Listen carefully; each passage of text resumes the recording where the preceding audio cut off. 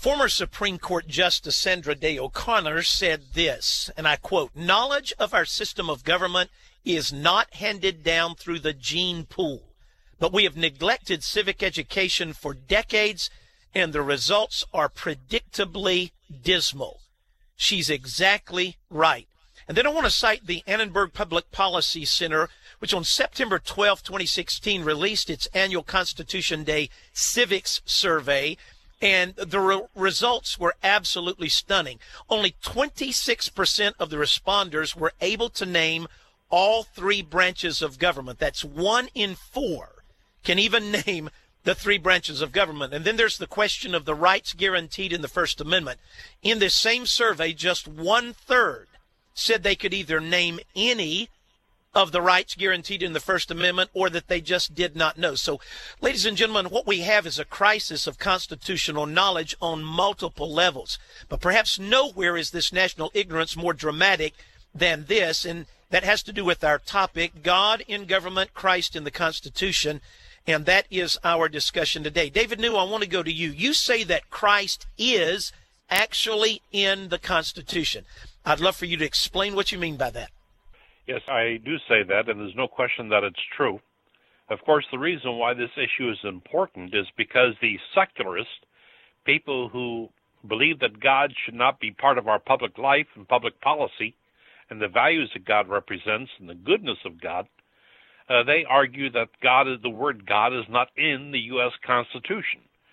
Now, that technically is correct, and from that position, they say that the Constitution is indifferent about the existence of God, that we should make our public policy strictly separate and apart from any belief in God, that when we make public policy decisions based upon our belief in God, we are violating the separation of church and state, and we are violating the Constitution.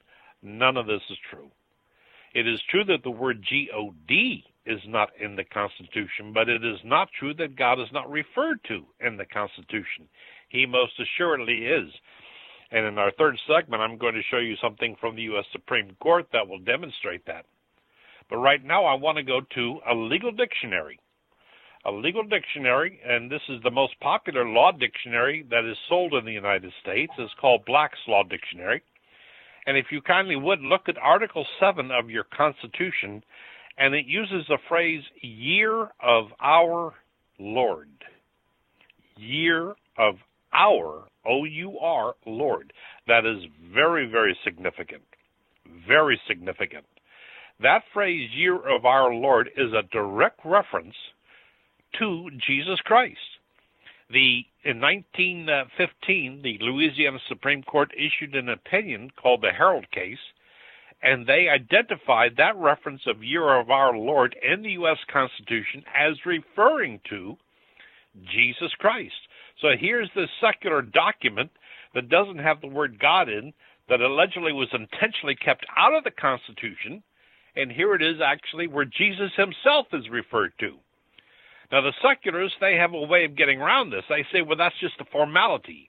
That's just a trivial matter. It doesn't really mean anything, and I will show you in the next segment why that's not true. But right now, I want to go to a law dictionary.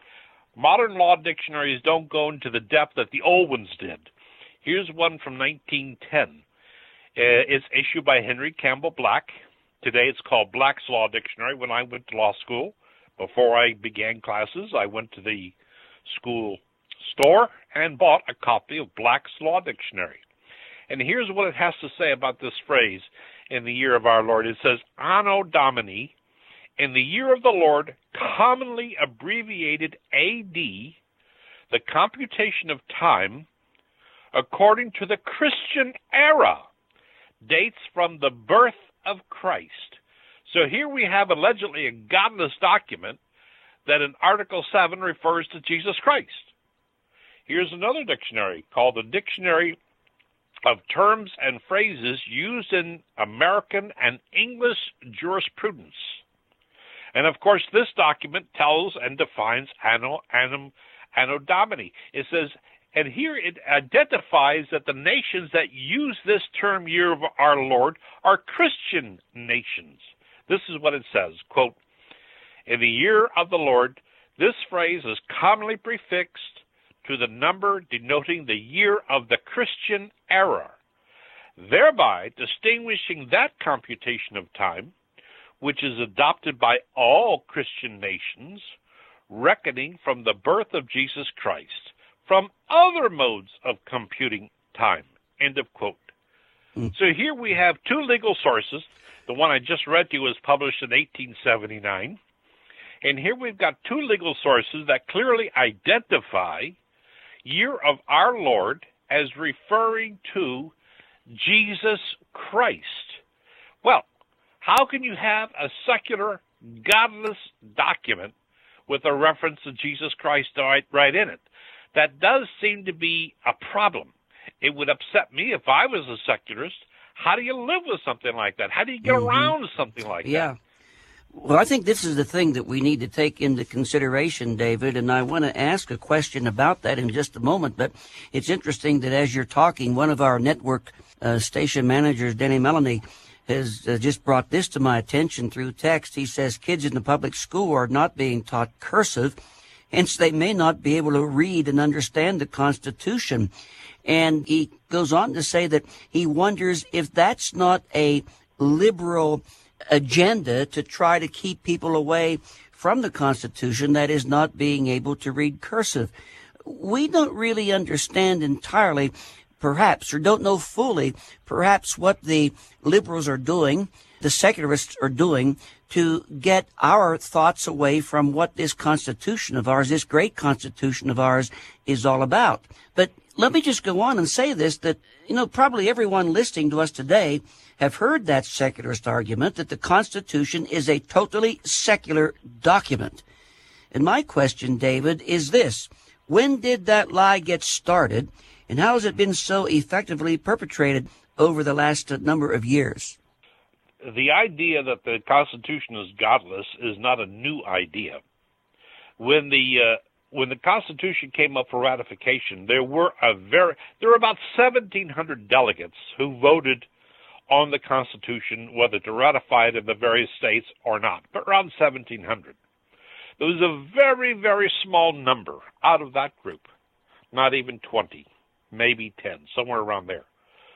A number of people who said, why doesn't the word God appear in our Constitution? It should. Now, that's a very small, it's not even 1%. Now, as time progressed, the president of Yale University, Timothy Dwight, he attacked the Constitution because the word God was not in it. So it's not a new idea. But it didn't take on the importance until the theory of evolution came along. Then it really had a different meaning, because even though Timothy Dwight, for example, attacked the Constitution for not having the word God in it, and of course people who make that argument are saying, well, it's a godless document, so how can America be a Christian nation? He himself, Timothy Dwight, even though he attacked the Constitution for not having the word God in it, he acknowledged that America is a Christian nation. And one of the reasons why the phrase, "in God we trust," is on our money and appeared during the Civil War was in reaction to some people who were uncomfortable with the fact that the word God was not in the Constitution. The majority of Americans were never there. They always felt that the Constitution did honor God. There was a minority who felt that way, a small minority, but a very vocal minority. But once the theory of evolution comes in, then it very much takes on a different character, because it's no longer attacking the Constitution as being godless, but it's attack. When they say without God, they mean anti-God, and that is a very different type of thing.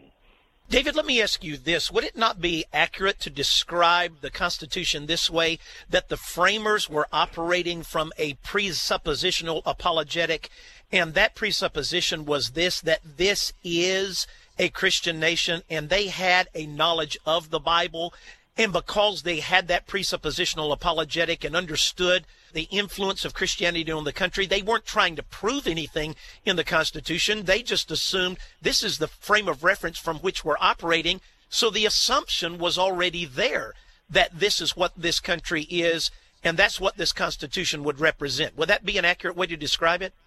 That would be inaccurate. To the framers that were in Philadelphia, to the 39 signers of the Constitution, and over about 55 attended, but about 39 signed it.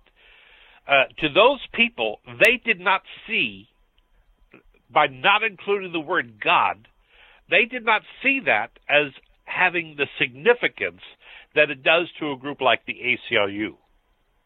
They did not see that because they were basically reared in Judeo-Christian values.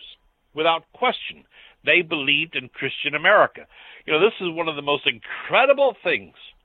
When you listen to secularists, they think the people who believe in Christian America are really dumb people. Whatever happened to history? You can go into the history books and you will see it repeated over and over and over in Congress all throughout that this is a Christian nation.